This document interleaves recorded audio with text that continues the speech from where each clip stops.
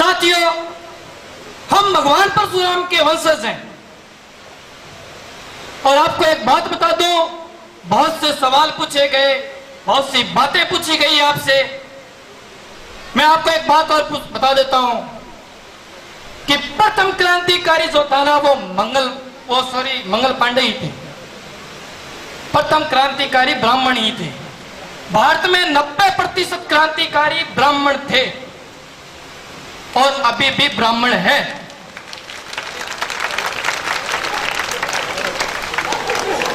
इन बातों का शायद आप लोगों को पता नहीं होगा, अगर है तो आप लोग उन पर गौर नहीं करते होंगे।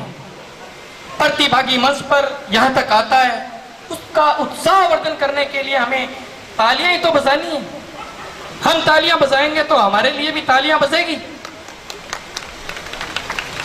युवा टीम ने जो बड़ी दूर दूर से लोग आए हैं इस प्रोग्राम में शामिल होने के लिए, मैं तहे दिल से आभार प्रकट करता हूं।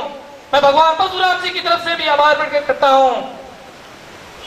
लेकिन साथियों, मंच राजनीतिक नहीं है, मंच राजनीतिक नहीं है।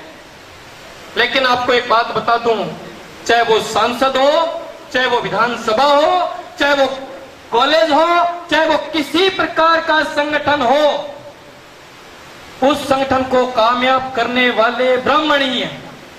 ब्राह्मण भक्ति, इसको कोई चैलेंज नहीं कर सकता। अगर कर सकता है तो रावण की भक्ति देखो, शक्ति देखनी है तो भगवान परशुराम की देखो। ये बातें सोचने के लिए नहीं है, ये गौर करने के लिए कि ब्राह्मण इतना शक्तिशाली है और ब्राह्मण इतना ताकतवर महान है।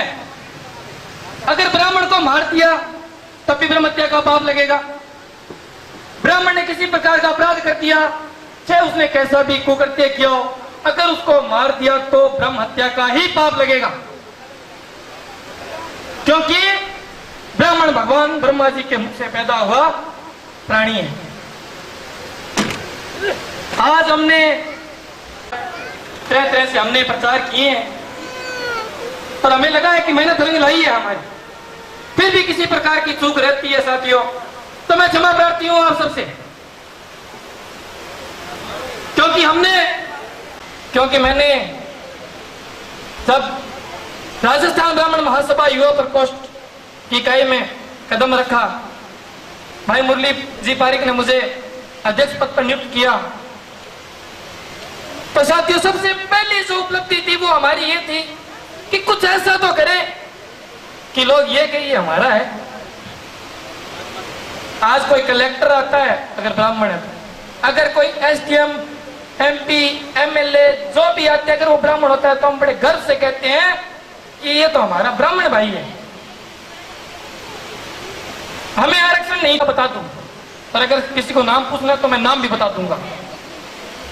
मैंने कहा रे मूर्ख, जब तुम आरक्षण मांग रहे थे तब हम इतिहास रच रहे थे, इतिहास का पन्ना पलट कर देख लो, आज भी ब्राह्मण दिखता है उसमें, क्योंकि भारत में 90% क्रांतिकारी ब्राह्मण थे और आएंगे भी ब्राह्मण। आज जितनी भी प्रतिभाएं हैं वो ब्राह्मण हैं। लेकिन थोड़ा सा सोचने का, विचारने का बिंदु ये है कि यार ये प्रतिभाएं आती कहां से? आज SC/ST का कोई डॉक्टर बनता है तो क्या उसके पास कोई दिखाना पसंद करेगा? बोलेगा इसने तो 30% पे ही डिग्री हासिल कर ली। लेकिन हमारा जो भी प्रबंधु है वो 90% की डिग्री पे काम करता है वहां, और उसका क्या हुआ इलाज? लोग दूर दूर से आते हैं करवाने के लिए, ज्यादा दूर जाने की जरूरत नहीं है। हमारे सामने डॉक्टर साहब बैठे हैं, परिचय के मोहताज नहीं है डॉक्टर पीटी शर्मा। अनूपगढ़ से यहाँ जब सूरतगढ़ आए तो अनूपगढ़ वाले बड़े रोए चिल्लाए थे कि हमारे डॉक्टर को हमें वापस भेज दो, हमारे डॉक्टर को वापस भेज दो, क्योंकि वो ब्राह्मण थे, मेहनत करके लगे हुए हैं साथियों। अरे हमारा तो काम ही है ये, त्याग, बलिदान, धीर, वीर, बलवान, बुद्धिमान, वही है तो ब्राह्मण। अरे मैंने किसी बूढ़े से, किसी बुजुर्ग से, मैंने अपने से बड़े को किसी को कहा ही नहीं कि प्रोग्राम में आओ। मैंने तो कहा आप युवाओं को भेज दो, और युवाओं ने जो इतिहास रचा है ना साथियों, वो आज सड़क के बीच में देख लो, भगवान परशुराम का चौक, जो ब्राह्मणों का प्रतीक है। मुझे आशा नहीं थी कि वो चौक इतना भव्य बन जाएगा। जब मैं निकलता हूं उस रास्ते से तो रात को लोग वहां फोटो खिंचवाते हैं, बड़ी खुशी होती है। मैं नहीं कहता कि ये मैंने किया है, आप लोग की भावनाओं ने मुझे आगे किया है। बात आती है कि किसी एक को तो भगत सिंह चंद्रशेखर तो बनना ही पड़ेगा। वो बात अलग है कि भगत सिंह तो ये चाहते हैं कि पड़ोसी के पैदा हो, हमारे नहीं, क्योंकि भगत सिंह फांसी पे चढ़ा। तो साथियों, मैं यही कहूंगा कि ये भीड़ अभी कम है, ज्यादा नहीं है, ये भीड़ कम है। और मैं चाहता हूं अगली बार इससे ज्यादा हो, क्योंकि आरक्षण तो उनको चाहिए जिनको कुछ आता जाता नहीं है। हम तो हैं ही बुद्धिमान, हमें ज्ञान की जरूरत ही नहीं है, हम तो बुद्धिमान हैं, जन्मजात से बुद्धिमान है। एक शायद आपको भड़काऊ लगे ये बात मेरी, हम परशुराम के बेटे हैं, इसीलिए चुप बैठे हैं, और हमसे जो बैठे हैं वो संसार में लेटे हैं। क्योंकि भगवान परशुराम ने अपनी पितृ भक्त होते हुए क्षत्रियों का 21 बार उन्होंने धरती को विहीन किया। क्योंकि हम परशुराम के वंशज है साथियों। इसी के साथ मैं अपने भाषण को विराम दे रहा हूँ, गर्मी बहुत ज्यादा है और भाषण भी गर्म है।